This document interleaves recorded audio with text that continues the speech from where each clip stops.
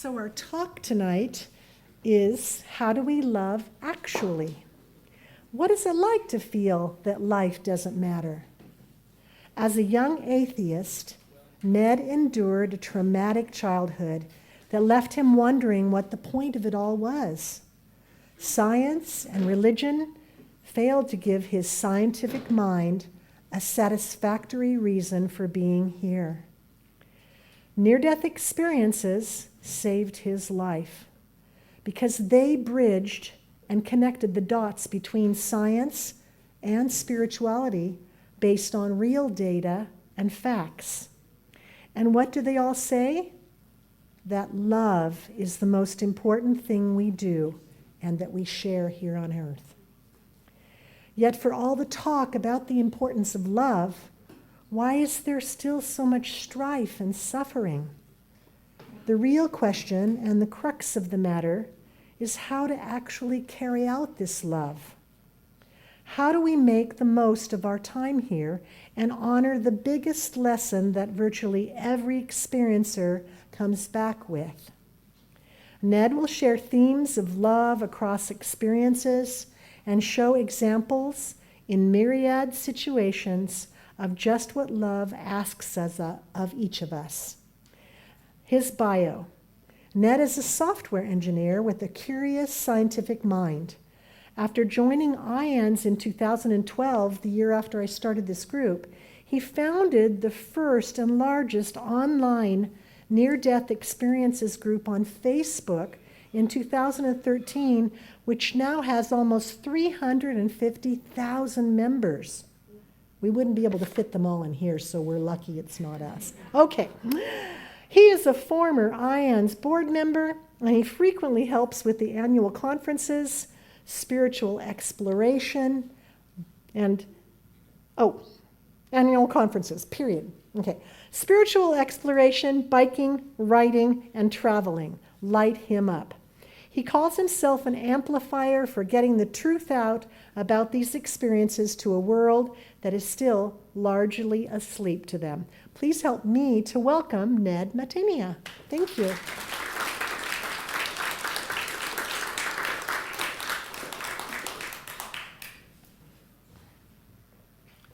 All right, let's see if we can connect the computer.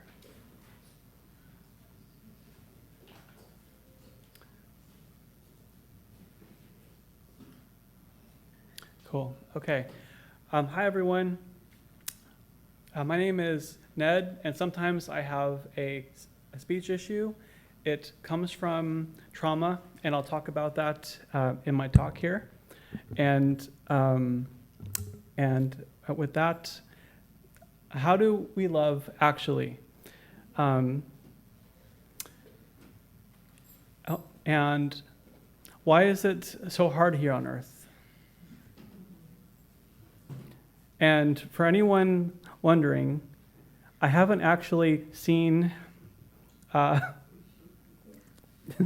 it, but I looked it up, and it looks like it actually sort of fits because I guess it's about themes of loving in confusing or tricky situations.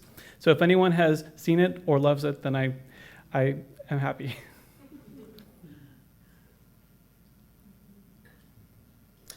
Who am I? So I had a traumatic childhood, and I was always seeking answers. And it wasn't until I came across NDEs and all of your experiences that I basically found a reason, because I almost thought about leaving here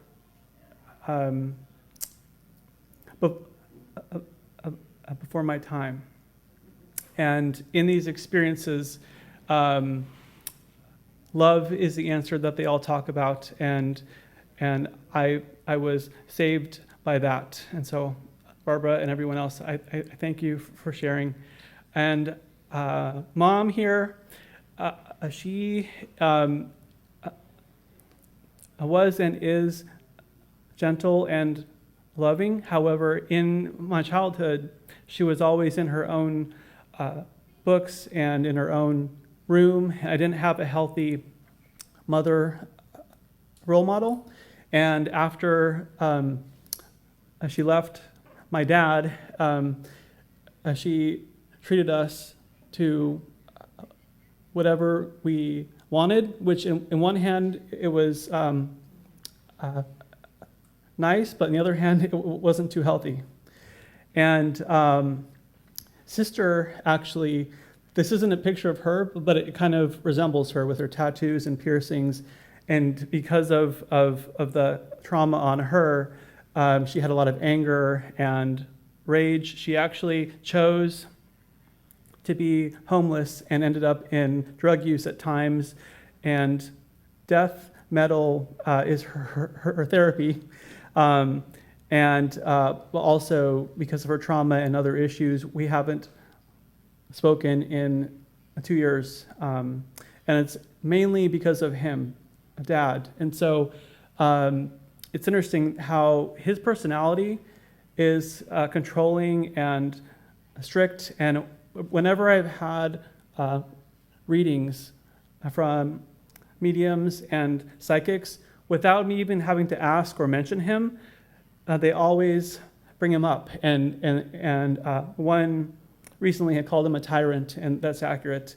And it wasn't anything like extremely dangerous, but it's just the constant mental, verbal, sometimes physical abuse. It hurt all of us, and my own speech is kind of related. I'm still healing from that, and from some of his actions when I was extremely little. And I haven't spoken in 7 years, and that's actually a good thing. I mention all this because I needed a reason. I didn't have things to live for or people to live for as many do. And without those,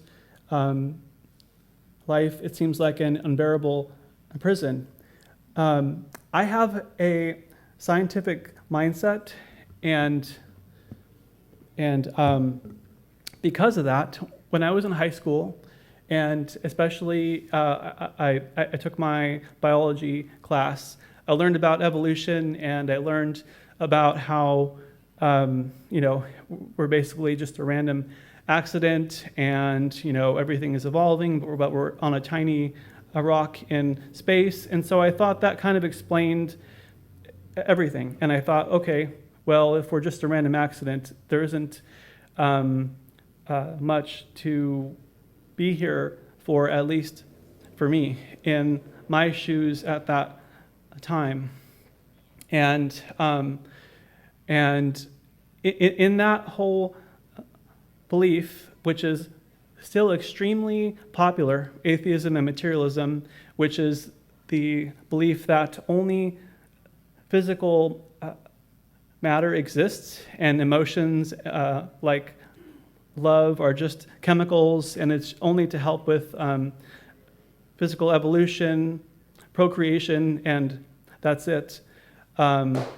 Because of that, I needed a deeper reason. Eventually, I came across near-death experiences, and they talk about how love is not just an emotion, but it's a powerful force, and it's beyond our human understanding and comprehension.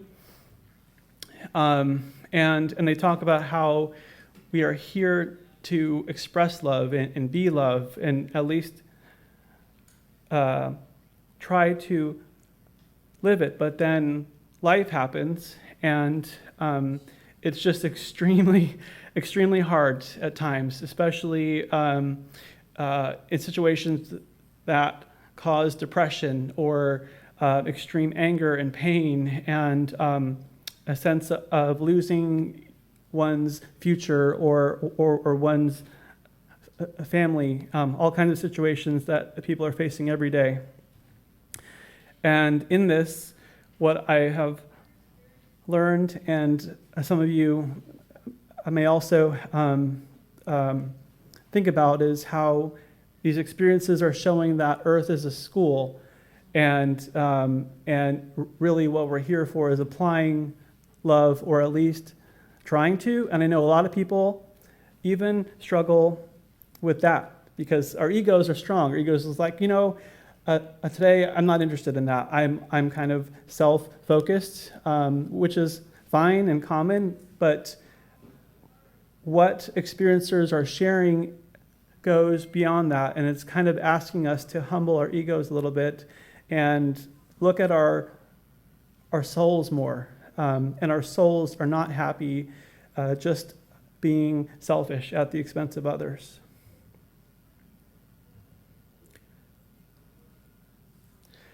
So, from that whole timeline, atheism, it basically treats and thinks about love as just a chemical or a combination of chemicals in our brains. There is no inherent meaning to life or love. It's just a way to help animals, which we also are animals, to procreate. And there isn't any a deeper reason to be good or kind.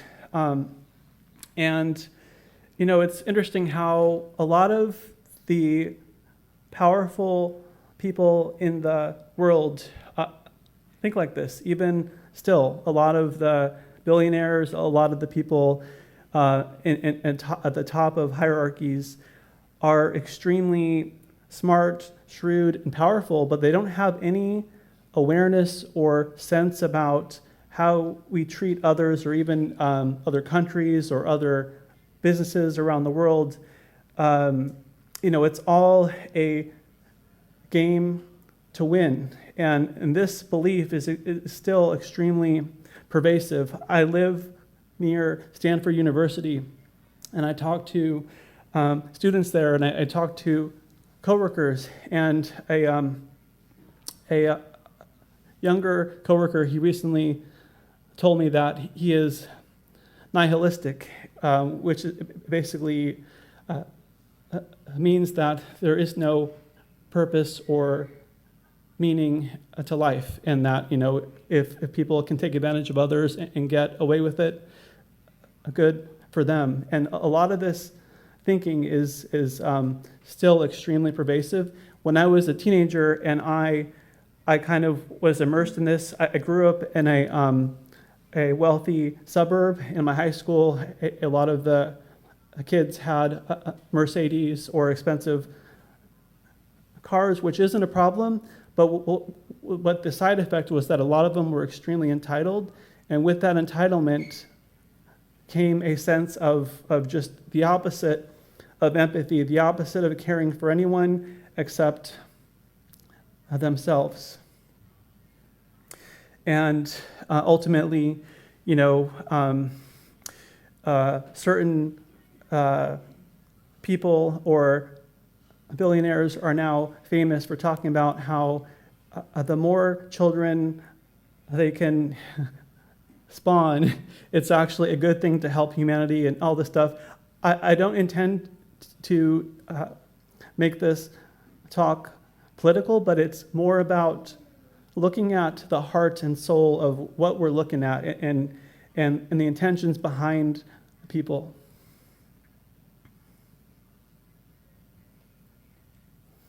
And so I was an atheist in high school, and then I came across Dr. Raymond Moody's book, Life After Life.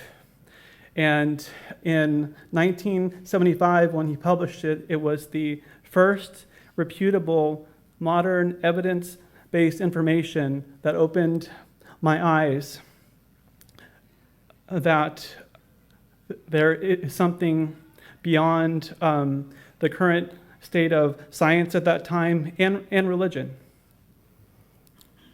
And a common effect of these experiences that he wrote about in his patients was that a lot of these experiences are beyond, or they call it ineffable. Like you can't even explain it in human language because the experience is beyond, like our words are so limited to put it in a box.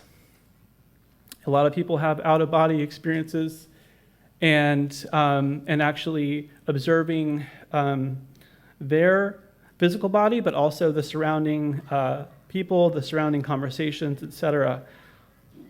And then a being of light, not all entities encounter it, but just because they don't, it doesn't mean it's not there. Every entity has a purpose, but a lot of them encounter a luminous, radiant being, which is often described as powerful, warm, loving, and completely accepting them for who they are, exactly how they are.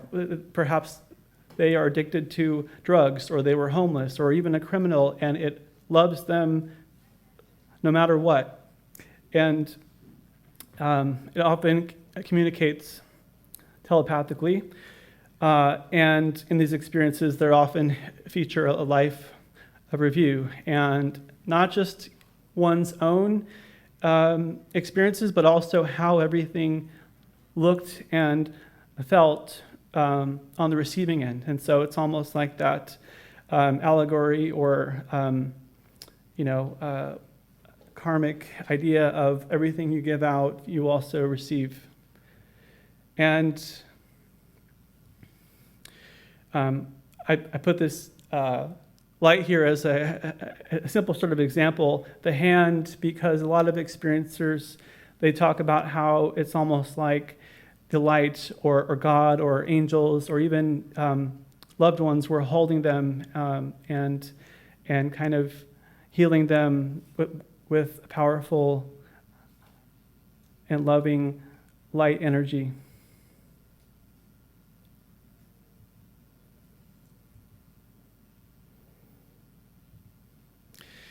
And so after I came across Life After Life and I read it, it was a huge eye-opener, because up until then, I had thought of suicide as a way out. I thought, life has no purpose. I'm not happy. I'm alone. I feel like with all my trauma, I couldn't even talk to girls or anyone. I felt like a loser. It was horrible. And it was when I came across Life After Life in that book, one thing that stuck out is that there is a purpose and a reason to be here. And that, even though life is hard, it's suicide is not an escape or a way out. And so that kind of changed my whole mindset, and I became extremely curious about what else is in this whole topic of NDEs. I wanted to learn as much as I could. And I came across on YouTube, here's a picture of my friend Ellen Dye, who in her NDE, she was in a car accident. I don't know if anyone has heard of her. But she was in a head-on car accident, and she talks about how when that happened, she left her body. She rose up about 20 or 30 feet high in the air and was observing everything. And she actually watched the other driver, a man, he walked out of his car. He walked up to her car and he reached in her window and he turned off her headlights to make it look like it was her fault. And so she recalls observing that from the air as her body was unconscious, and then she left this whole dimension or universe into a higher realm, and she met her soul family. And the quote here, "We're so proud of you," is a common sentiment, because as we all know, it's hard here on earth. And if you are a medium, or if you have been to a medium session, you might have heard them tell you, we are proud of you. And that's a common theme here because it's hard. And she talks about how in her experience, she was so happy there, and then they told her she had to return to Earth, and she argued, and I know some people can relate to that. But they told her, we know your life is a challenge, but just know that we are proud of you and keep going.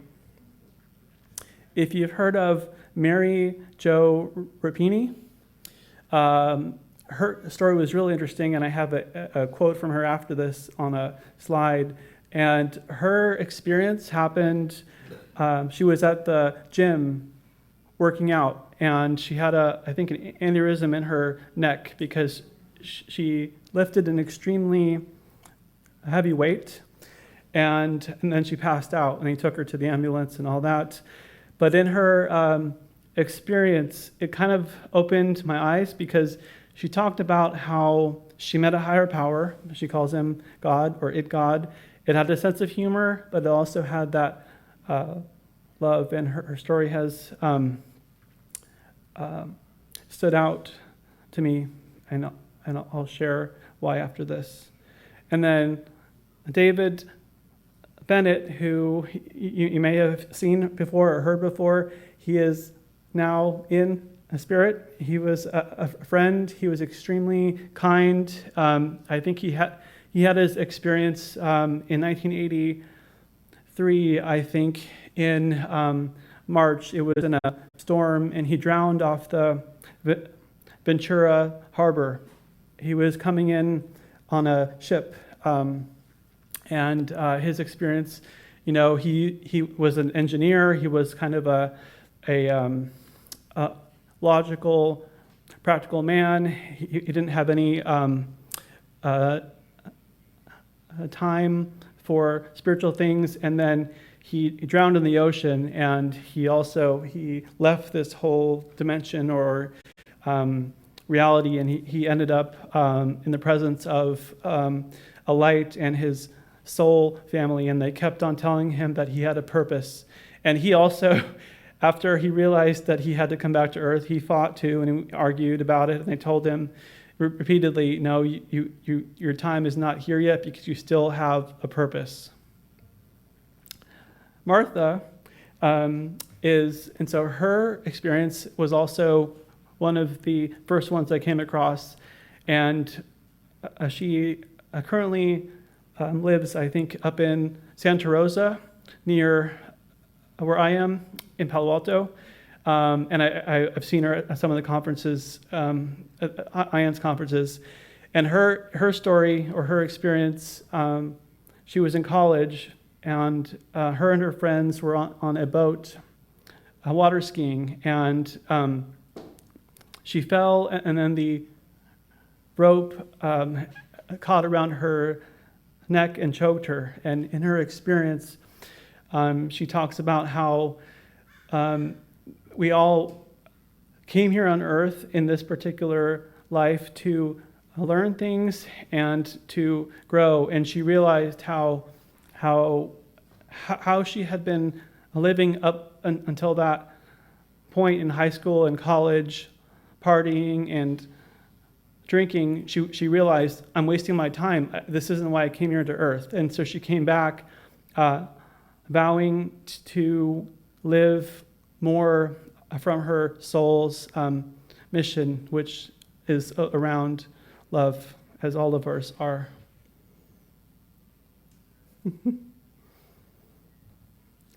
Okay, so this is my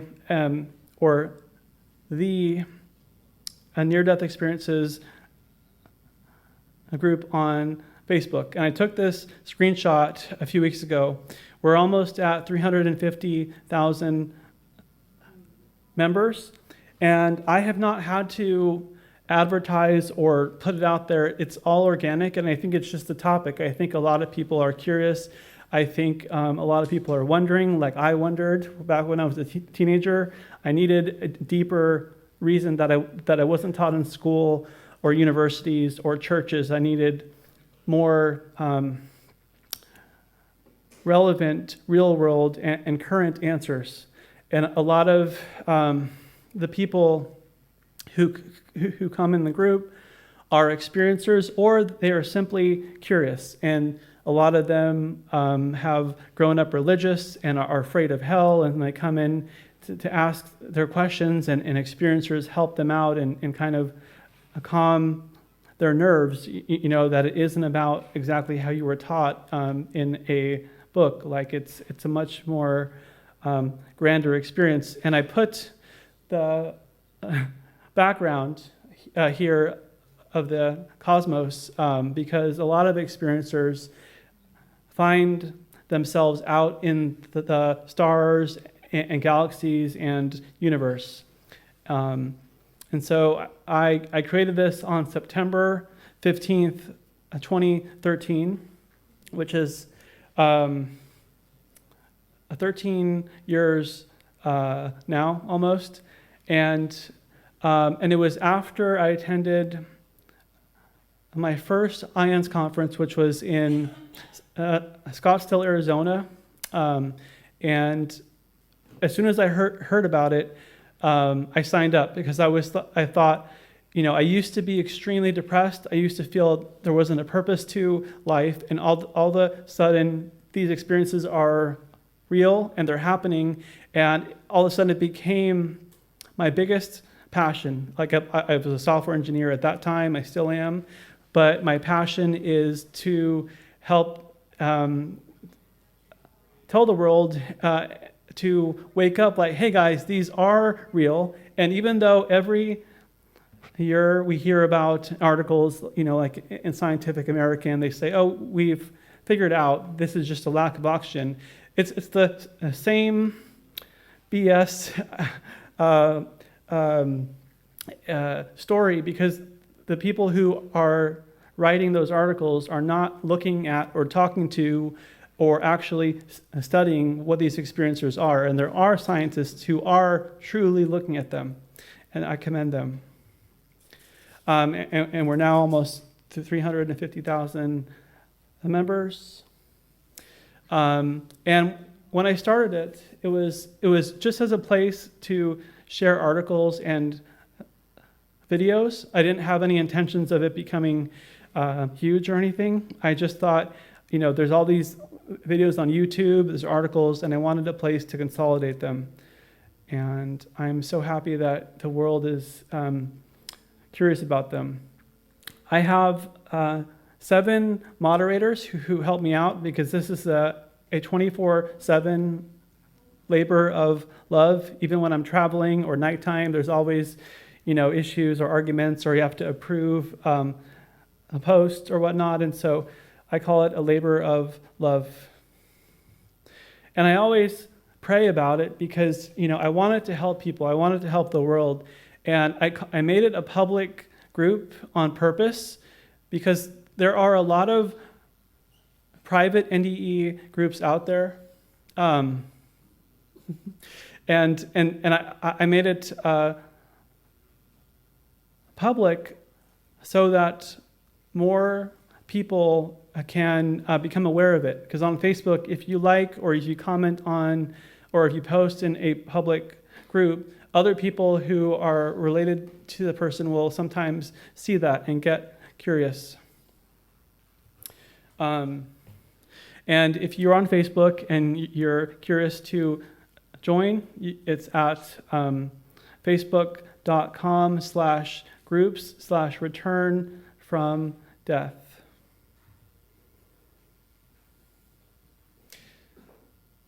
So Mary Jo, I mentioned her earlier, and her experience is really interesting because she talks about how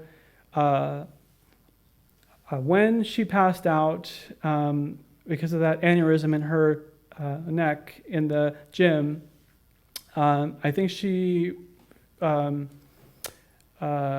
forget if she went into a coma or whatnot, but in her experience, she talks about she left her body and was held, and she calls it like a physical sensation of held by a higher power. And it was extremely comforting. She says that she was within like a pink room, and eventually,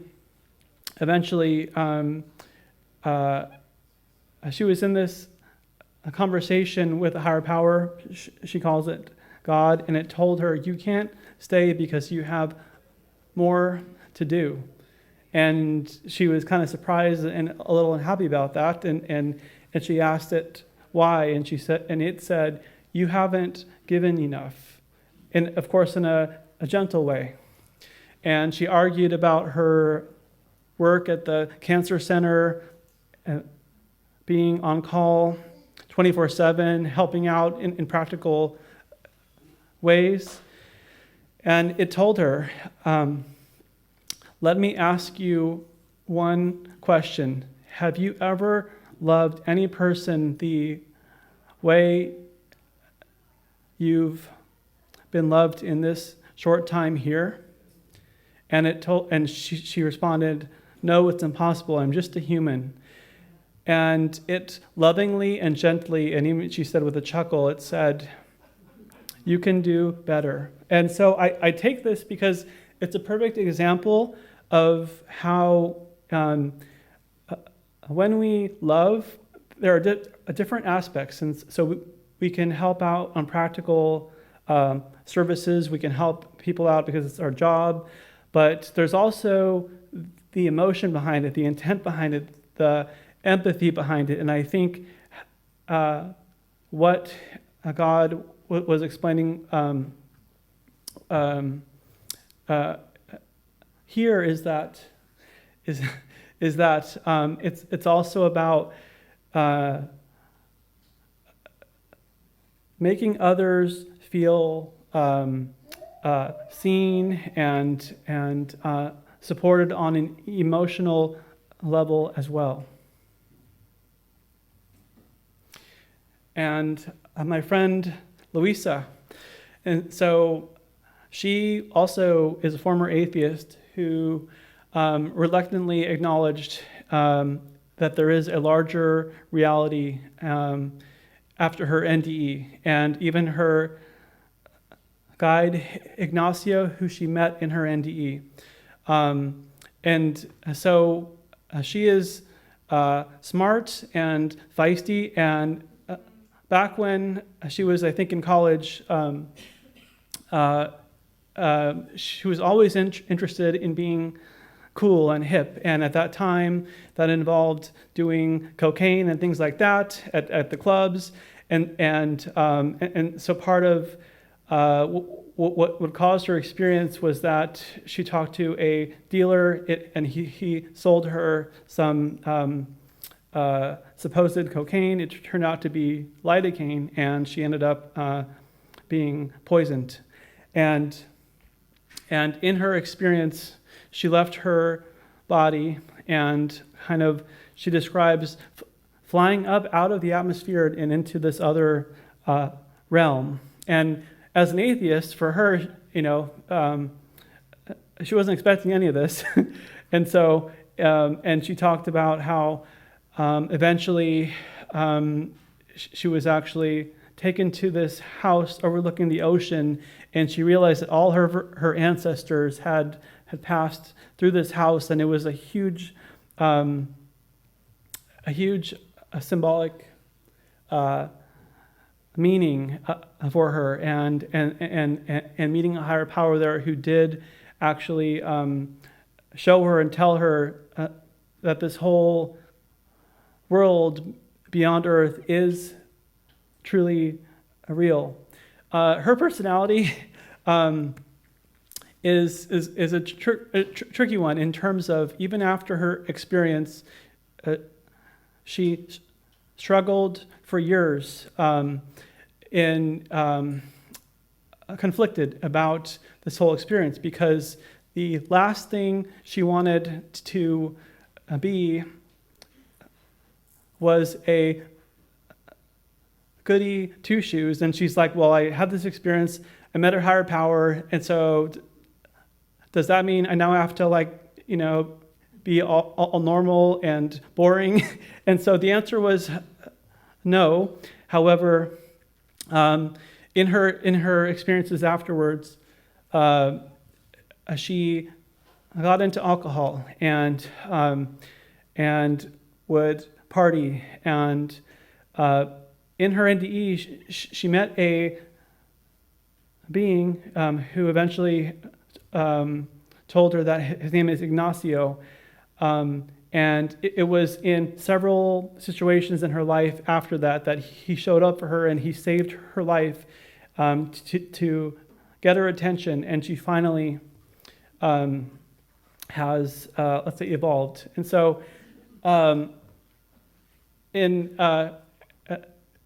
these quotes from her experiences and her book, which I recommend, stood out. And so one night she went to a party and she was on her way home drunk and driving, and she had to drive over a narrow bridge, and she almost didn't make it all the way. And after after driving all the way over it, she pulled over, and she heard a loud, strong voice, which was Ignacio, and it basically shouted at her, "You do know right from wrong," and it basically it told her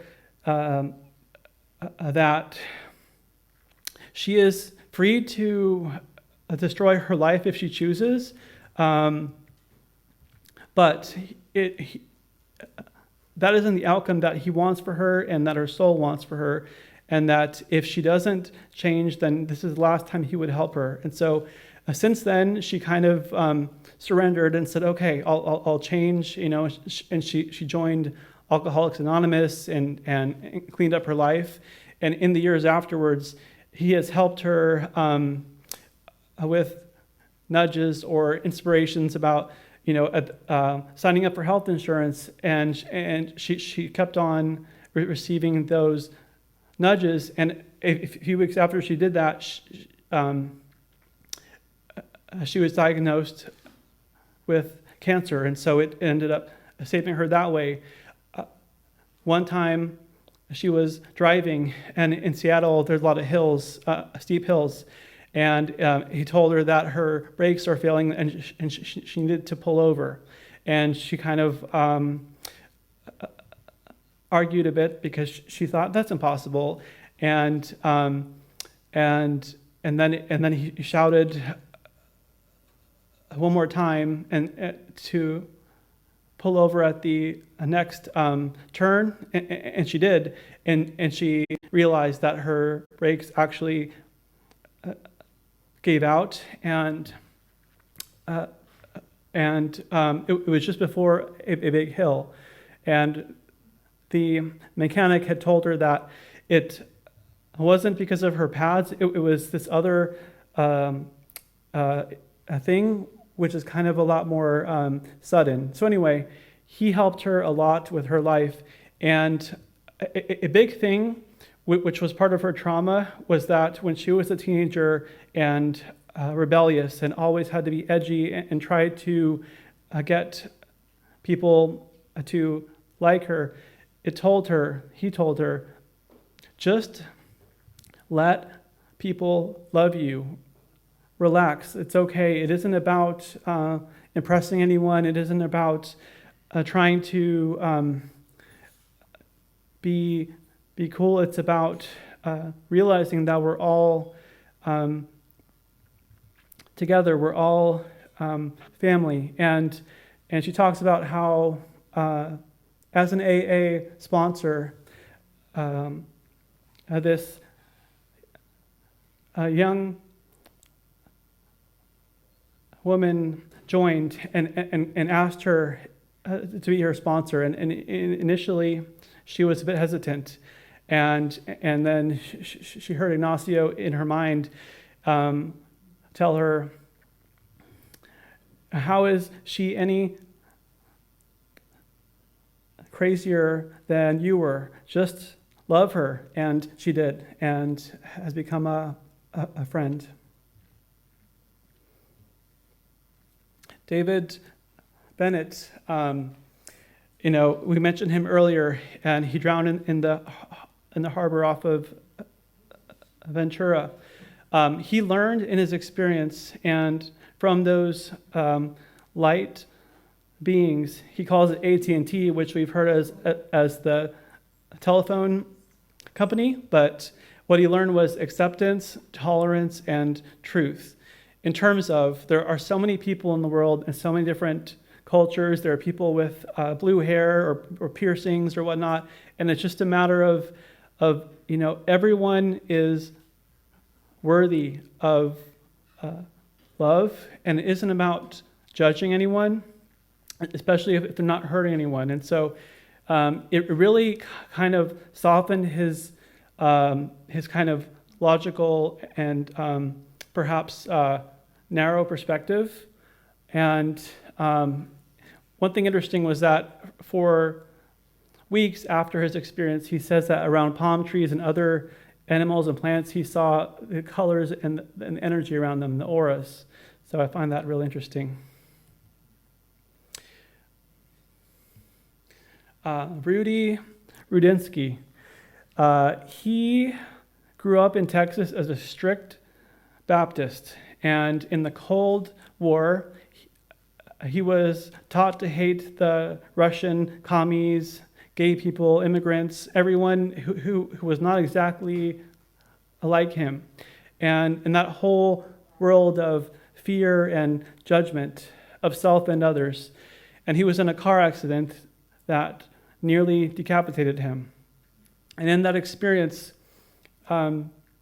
he met a higher power, which he calls God, and God told him, "I love everyone, no exceptions." And it was kind of a strong message, a strong but loving message. And after his experience, he came back and he has helped others who were like him to change their ways and talk about his experience. Penny Whitroat is a friend and a nurse. What's interesting about her experience was that it started off in a vast darkness, and some experiencers end up in a black void, which it can be even comforting. In her experience, it was a bit scary, only because she felt completely isolated and alone and confused and abandoned. And eventually, after what seemed like hours, the blackness started breaking up, and her deceased grandmother came to her. And at that point, the light started shining in again, and her grandmother had shown her that basically all those black walls and that barrier around her was because of her own energy, because throughout her life she had built up emotional walls to protect herself and shut others out. And in doing that, in being completely isolated emotionally, it kind of affected her aura and her energy around her, and that's what she was experiencing in her NDE.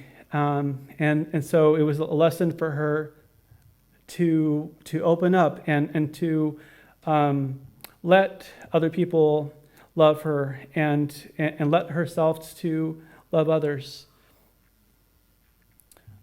Hopefully, okay. Something about what caused her NDE is interesting. She worked at a hospital, and one of the other nurses had always been difficult with her, and they had this kind of this uncomfortable relationship. And what ended up causing her asphyxiation was the negligence of the other nurse. Penny had told her what was happening and that she had a hard time breathing and that she needed help. And the other nurse kind of didn't take it seriously. And in that delay, she passed away. And so after she came back, and in her experience, it was almost like God had shone a spotlight on this other nurse and helped her understand that this other nurse had been through so much in her life and childhood that given everything she had endured, it was actually a miracle she was functioning as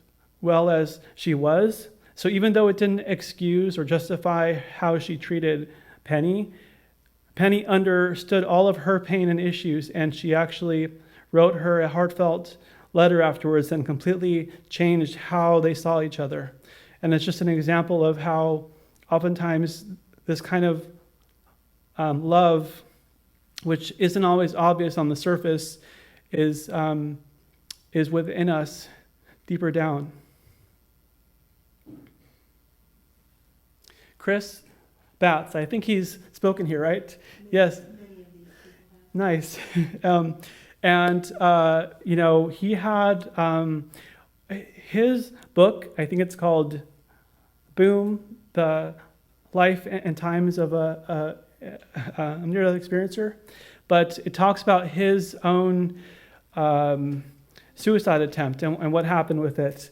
And I read his book, and it is one of the most traumatic and painful childhoods I've ever heard about, because he was, when he was an infant, his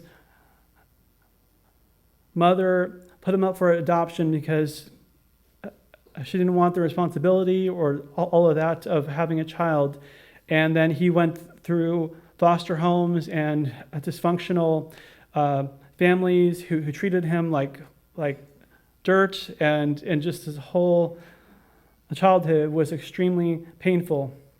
And for him, the last straw happened when I think he was in high school or around there, and his biological mom called him, and he wasn't able to pick up in time.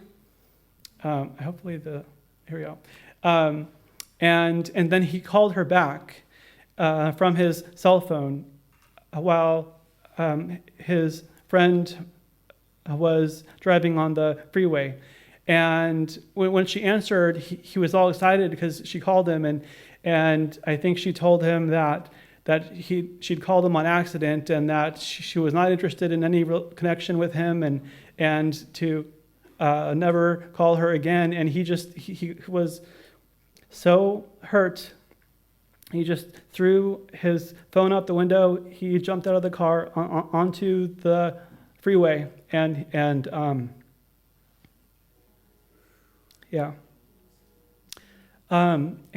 he, in those foster homes and dysfunctional families he had to live with, he was taught a kind of strict fundamentalist and fear-based Christianity. And so what happened after he hit the pavement and he had his experience was not what he was expecting. I'm trying to make, here we go. And he met God, higher power. He met angels, which he was surprised about everything, but in a good way. And God basically emphasized to him how, he loves every kind of person. He loves a skateboarder. He loves a businessman, a prostitute, a criminal, a homeless person. He loves them all exactly how they are. And it told him, tell everyone I love them. You don't have to go and get perfect before talking to God. You are loved exactly as you are right now.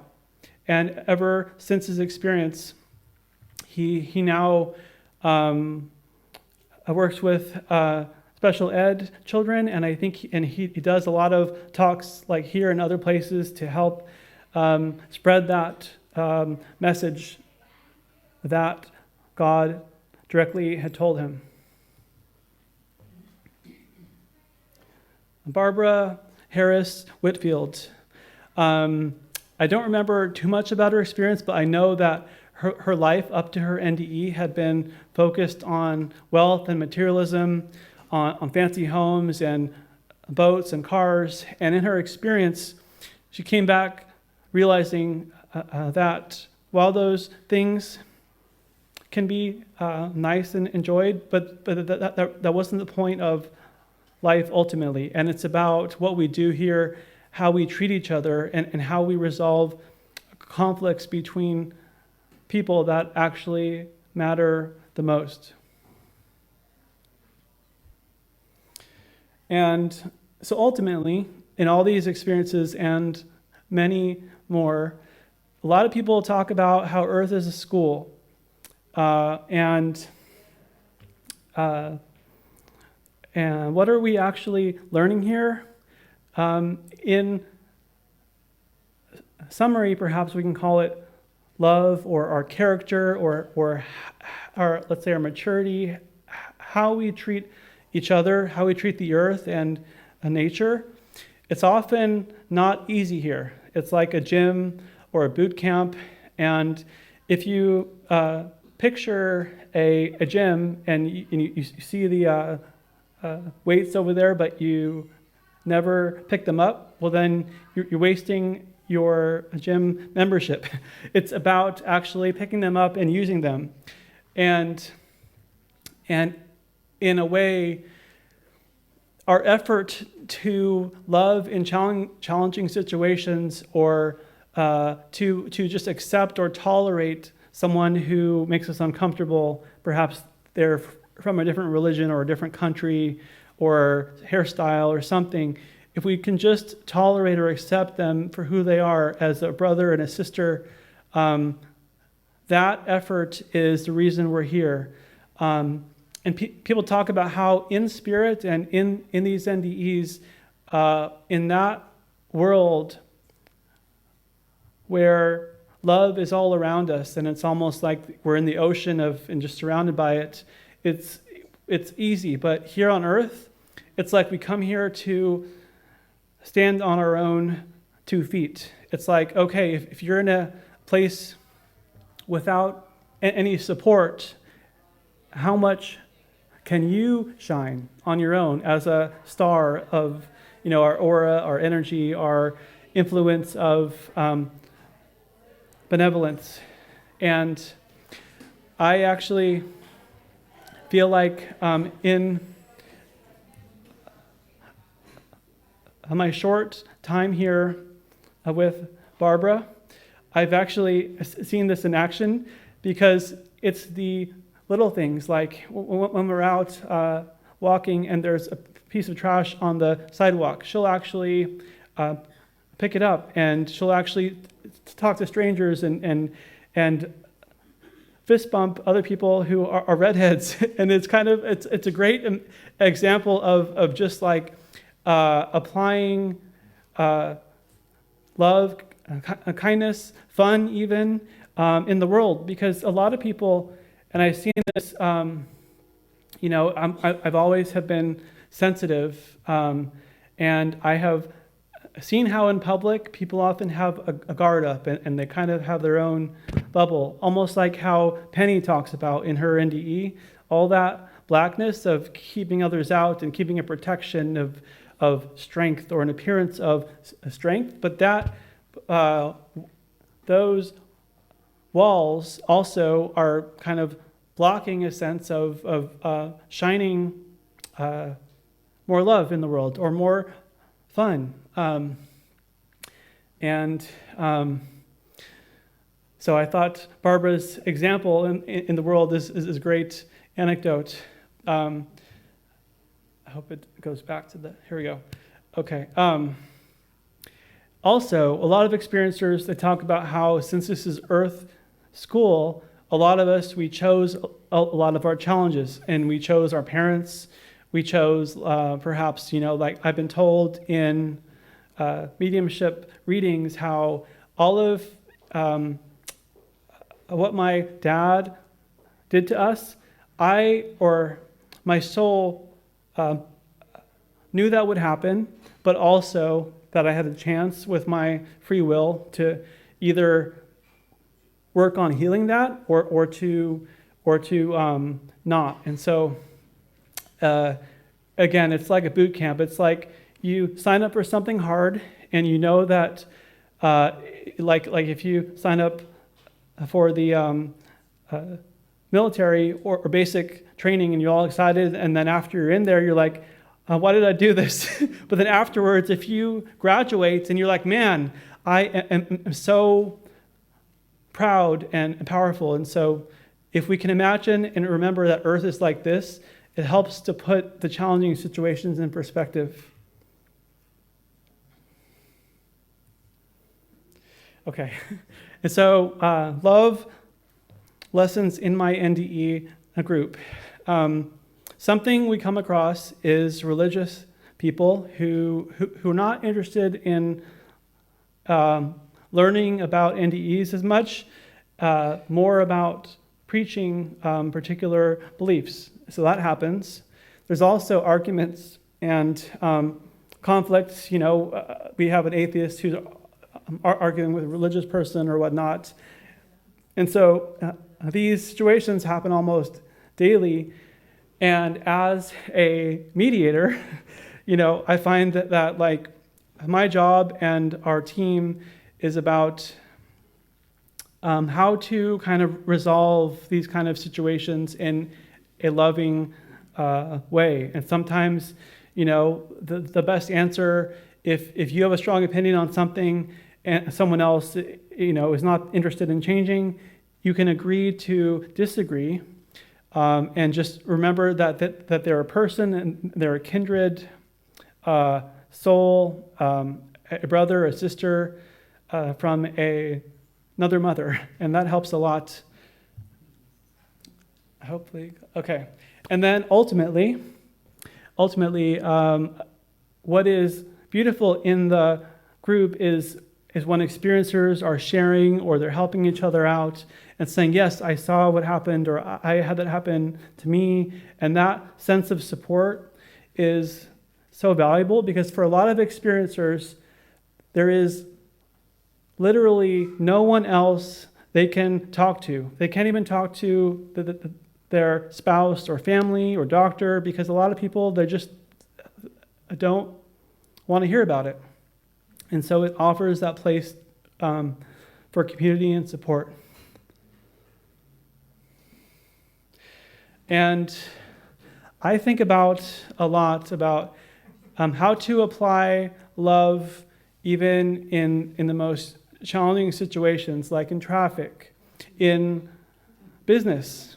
Even though our culture is currently where we at, let's say at this level and in this time, we're always even evolving as humanity. So people are evolving individually, humanity and cultures are evolving, and perhaps let's say in 100 or 200 or in the future or other planets, like, can you imagine a society where traffic isn't like a problem as it can be?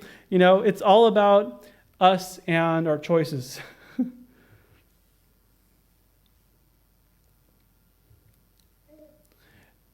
One thing that experiencers always talk about is that God knows our hearts, meaning like all of our struggles and challenges, we're never expected to be perfect, as Chris was told. But we are highly encouraged to try. It's like a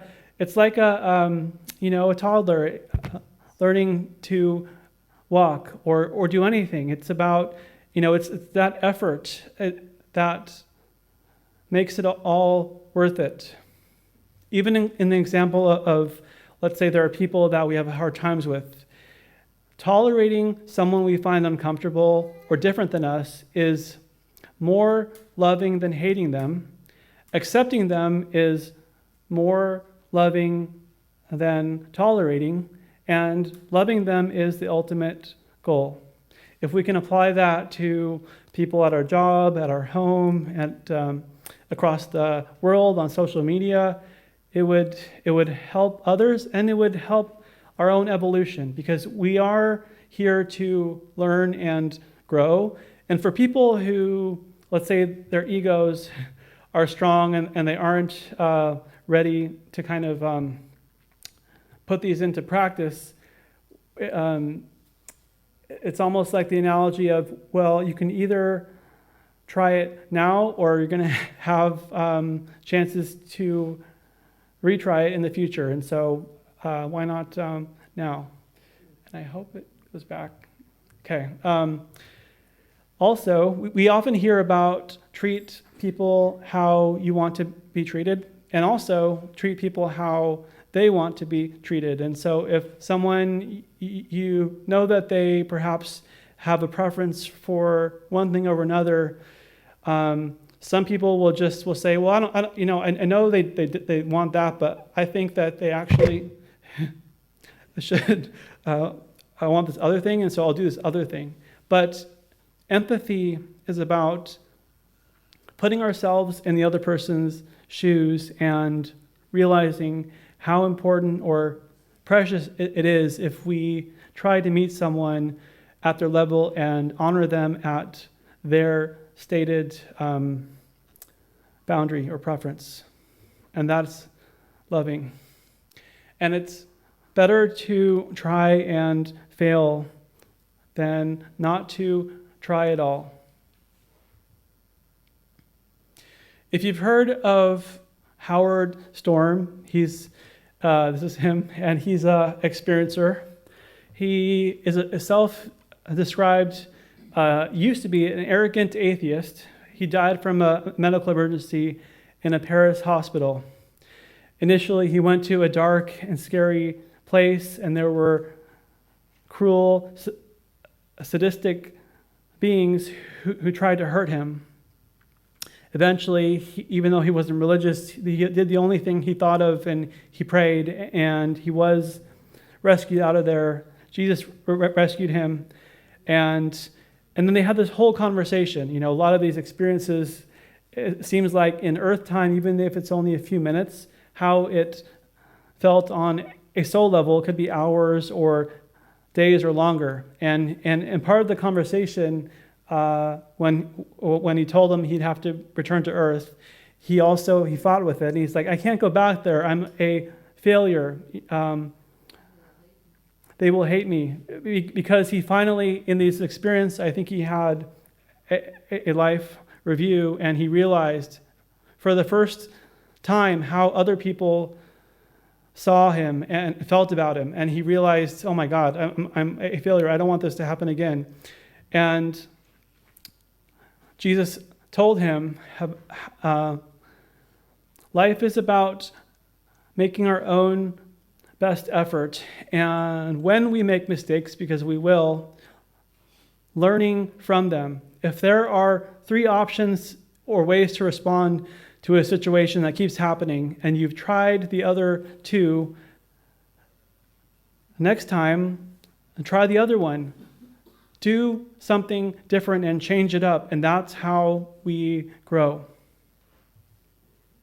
He also learned to love from where you're planted. And so every situation you find yourself, there's people around you, practice this love with them, whether in the airport or in a bus stop or a grocery store. And how to love in the stickiest situations, particularly when things don't go your way.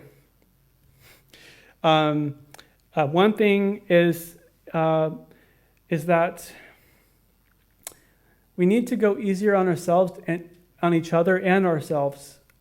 One of the biggest reasons people have a hard time here is putting unrealistic expectations on others and themselves. And we need to remember that ultimately we are all just children in God's eyes. We are children learning and growing on earth, and it's hard. And also to ask for help, and that there is help. There are angels. We do have guides. We do have family members who are trying to help us from the other side. Sometimes if you don't know what to do or how to love in a situation, ask for help in your mind, out loud. You can humble yourself and surrender and just realize that, we all are worthy and need to receive help sometimes. Taking ourselves too seriously is one of the most common causes of unhappiness and stress.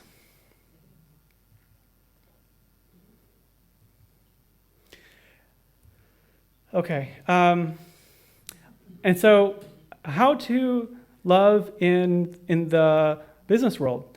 What's interesting is that it almost seems like an oxymoron, right? Because everyone will talk about love in church or in spiritual groups, and then you go out in the business world, and we're expected to throw all that out the window. Because in the business world, it isn't about love; it's about power, it's about shrewdness, it's about all those other qualities which we know are not always aligned with our souls. And when there's the world's first trillionaire, there's also record levels of poverty, inequality, homelessness, and drug use will often increase as more people are suffering. It's not a direct cause, but there's a correlation. And a message I want to share is that just because something is in a human law or a business practice or it's the currently accepted way of doing things, does not mean that we always have to keep doing things the same way. And so this isn't about picking on capitalism or anything like that, but it's about, is there a way even within capitalism or within any system to think about if we can't take our bank accounts with us or our cars or our homes, but what we do take is the effects we have on each other and the world. That mindset shift, we can also start applying that in business. And maybe other people might initially judge us at first of being silly, who cares about this kind of love or fairness? But ultimately it does matter. And what I have learned is that because of near-death experiences, mediumship readings, and what I've learned about past lives and how oftentimes our actions have to be balanced, there are people who do, let's say, take advantage of other people.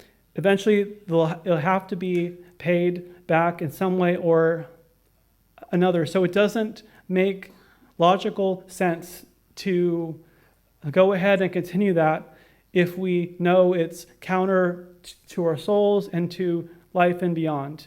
And I think this is a big blind spot, because this is kind of the crux of the matter. So many people in business and coworkers at places I've worked at, it's just a common belief, that humans are selfish and you just have to be selfish back and whatnot. And I want to push back on that a little bit, at least in our own dealings with people and business dealings. There are ways to be fair and realize, it isn't about trying to extract the most amount of profit at anyone else's expense.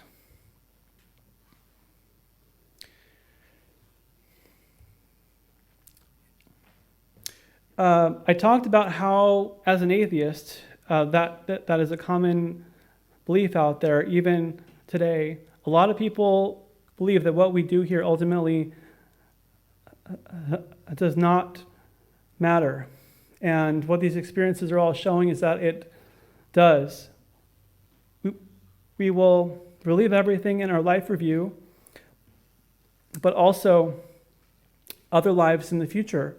And if we come here as a school, and we can always choose to walk out or flunk our class, but then we might have to go through a remedial training. And so I feel like if we're here in this moment, the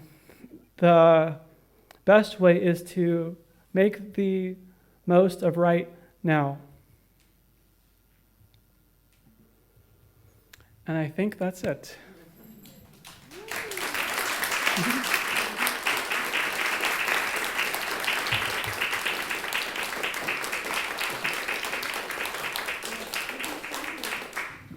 If anyone has any questions, please raise your hand and I will bring the microphone to you, and then Ned will be happy to expand on your question. Does anybody have any questions that they'd like to, or things they'd like to bring up? Anybody? Okay, over here, Nancy. Hi there. What a beautiful talk. Thank you. Wow, thank you. That was great. And I wanted to say, I really laugh when I look at some of the illustrations, like the guy shouting in the traffic.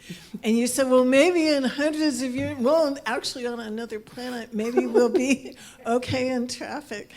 And you know what? It's not a question, it's just a comment. I really enjoyed that. And our language and our thinking makes a lot of difference. You know what? I don't know how I started doing this, but at some point I started saying, like, in traffic, I would just say, oh, my dear brother, get there safely. Or, oh, my dear sister, watch out, there was a stop sign. Or whatever. And there was a guy who used to come here, his name was Marshall Rosenberg. He had a PhD in psychology. And he told us that he came to adult ed where I worked. And he said that he used to, in traffic, call people, if somebody did something untoward, he would say, you idiot. But after he got a PhD in psychology, he would say, psychopath. But what I do, I say, oh, my dear brother or my dear sister. It just makes a difference. And how you were talking about at work, it makes a difference, I used to train people at work. They gave everybody to me to train. And the first thing I would say, okay, everything we do here is based on love. I worked at adult ed, right? And I would say love for the teachers, love for the students, love for our administrators, love for education. And I would say, see that guy on the wall? I worked at the Wake Center. I said, that was Sam Wake. I knew him. He was a visionary, blah, blah, blah. And so once I had really taught them, even more than that everything we do here is about love, including love for one another. Man, honey, that turned out to be a good place to work. And it's just such a good idea, these ideas that you brought to us. Thank you so much. You're welcome. I love hearing that. Yes, yes, yes, yes. Anyone have a question or anything else you'd like to add? Okay, I guess we're going to, one more. Okay, hang on just a second. We got two more, and then we'll close up the conversation. This is an acknowledgement. Right from the beginning, you mentioned challenges to self-expression, you. And I am absolutely in awe of what you've done here, how you presented yourself, these amazing slides, and all the deep sharing and where your heart is. So you have tremendous courage to do this and fabulous talent. Thank you so much. Thank you.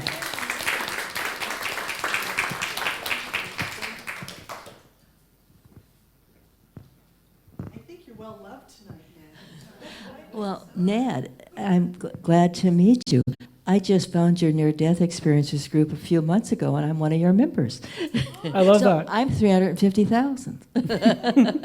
I'll see you there. Yeah, and it's really good for anybody that look it up, because there's a lot of people that are very knowledgeable and stuff, and there's a lot of people that are confused and looking for answers, and it's a great place to be able to, share what you know and help other people that are just starting to experience this and feeling, insecure, frightened, or whatever. So it's a great venue, and I appreciate you doing the work behind it. Thank you.